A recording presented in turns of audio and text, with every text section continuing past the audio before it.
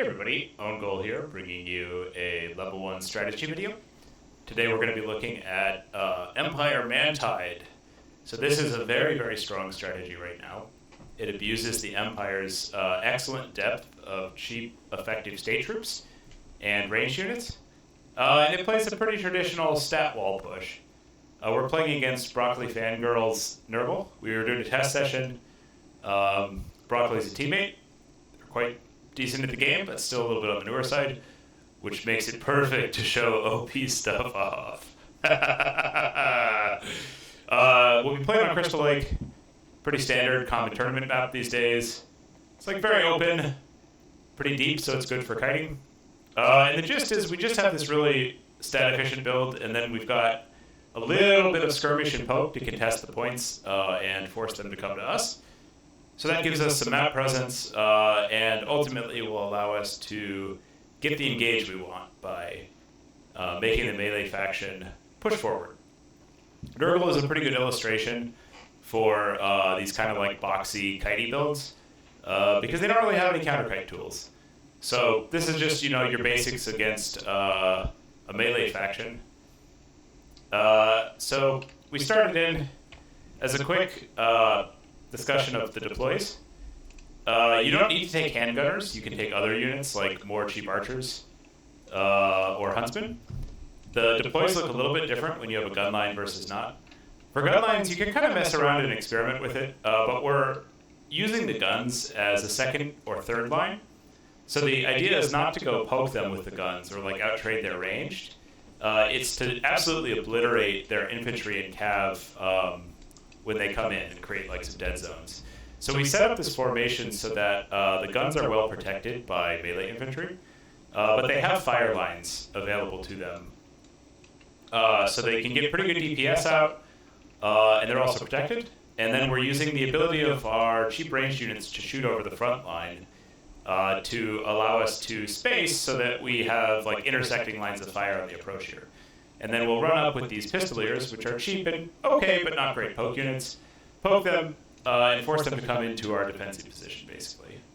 Rounding that out, we've got Gelt with just final trends. He's not the best lord, but he is the cheapest when considering lord and Kashakit. And that's what we want because we're all about stats here. We don't really want to spend money, and our state troops and guns are very cost effective. So, Gelt, with just final trends, we'll generally trade up. We run out, we poke. We have this one Empire Knight unit to create a little bit of early game presence and also threaten their position. And anytime there's unbraced infantry and you can get just like a quick charge off, it's generally going to be a pretty good trade. So like here we go for a sandwich. These pistoliers have terrible melee stats. They're about the worst unit you can imagine at what we just did there on the Nurgling, but this is still a positive trade. If you do this with like Skirm Cav or something else, it'll trade exceptionally well into isolated infantry. And this works because they get collision damage with their mass, which is not high. Again, like one of the worst units to do this, but we still got pretty good damage off of the Nurgling there. While this is all going on, we're slowly advancing our gun line. And there's a little bit of an advanced, so the basic tactic is just like set up your formation, maybe you don't even use guns and bows, and just pick a spot that is defensive but can contest the points, or cannot contest the points but can be doing damage so they have to come in. And then just park in that spot and shoot them. Now one issue with this is that if you just put it all in one control group, you're going to have a hard time target firing individual guns and bows, and also you're not going to be able to adapt to their position well. So another thing you can do is kind of visualize like where you would like to reform your box to, and just inch up pieces like one at a time. So maybe we see that they have a strong formation here, so we'd like to slow push on this side, and you can just select like a bit of a group at once and move it up, or you can select 2 units and move it up and then the other. Really, it's like a Bob Ross situation. You can't really go wrong. You can just have some happy accidents, which sometimes mean you lose and go to the next game. So what we're doing here is that just kind of picking individual units, pushing them up while others can provide fire cover, and you can move up really as fast as you want while you have cover.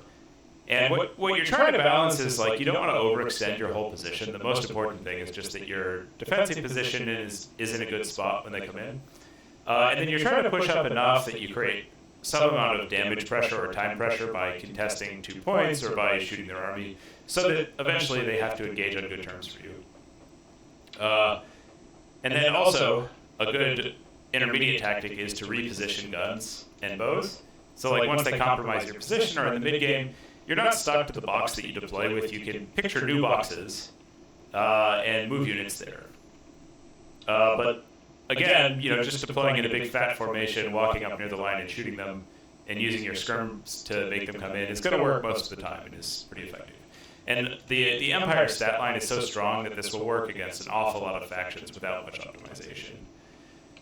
So here, we're doing like an isolated push. We're moving these units up while we do a little bit of skirmishing on the right flank, and we get our front line in position to shoot his stuff and our back line in position to punish divers. We've picked off a bunch of Derglings. We've kind of clawed out a couple hundred gold advantage, which is not so bad. We're also not getting gold credit for the skirmishers for the most part, so we're further ahead than it looks. So now we're in position, we're shooting stuff, we're happy with that. We're contesting a point, so we don't need to move up any further. If your guns are online and you're not getting clocked out on the points, which we're not remotely close to having happen at 500-0, and like near-term ability to contest, then you can just kind of hang out and shoot. And you want to prioritize protecting your stuff by cost, so like handgunners are a pretty high priority to protect. Cheap Empire archers, not so much. While this is going on, we're summoning in some of our heavy cav. And our first priority with the heavy cav is to counter-engage any backline divers. Right now he doesn't really have any because we've done a good job managing those and we're starting to stack up some value advantage. So your next priority is to look for rear charges on infantry or just to tap into any unbraced infantry you can. So that's what we're doing. You can also use low ammo skirm cav to rear charge stuff. It has terrible melee stats, but it'll inflict leadership penalties as well as collision damage. And if you have the extra micro, you can kind of like dive into individual isolated units, get the damage, and then get out. But it's more important that you micro your guns and your heavy cavalry, and that you get good reinforcements picked. So like here we see he's got some skirm cav, and we counter summon some free company militia, which are very good at keeping skirm cav off. Have a lot of models, they can fire while moving, they're cheap. And we're just kind of running around and rear charging things, shooting things. We're so far ahead right now that you can't really lose. And this happened from like a good position, getting some good trades, and then just having more efficient units than Nurgle overall. You can kind of soft kite, like so the trolls can't actually, or can outrun the handgunners, but you can still avoid some of the damage by getting away. And a really great tactic when you have like one unit chasing you is to position the 2 units that they're chasing in different spots so that one of them can turn and fire and punish the diver. Another pretty good tactic is to peel with your cav, so this is like what we were talking about on the priority. So we run this cav in, we peel some infantry, we turn the guns around, get them firing. And that's kind of the gist of like a Mantide. Combination of guns, cheap infantry, and supporting heavy cav, a couple selective spell pressures. And this kind of build will work into most stuff in the game. It's just generally really strong. You can do some other things with Empire that we'll talk about in future videos.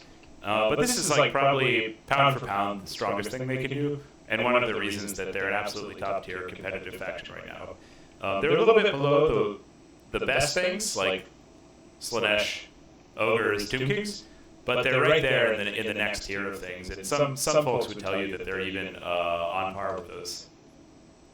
Taking a quick look at how everything did. Our foot gelt did great, still had some gas in the chamber with more spells, traded up. Infantry did fine, did its job, held, most of it's still alive. The cav did not bad. The archers did great, so these cheap Empire archers are a really good core unit. One of our handguns crushed, the others did alright, but they were still alive. Pistoliers did fine, they did their job, forced them in. Pretty much everything working in harmony together as Sigmar intended. And the heavy Kite did pretty well. So overall, performance from a broadly efficient roster and just taking a lot of good units. The Nurgle Lord did pretty well. Basically nothing else did, which is to be expected. Empire's very good, Nurgle's very bad. And that's kind of it. Thanks everybody for watching. Subscribe if you like this kind of content, and hope it was useful. Talk to you soon.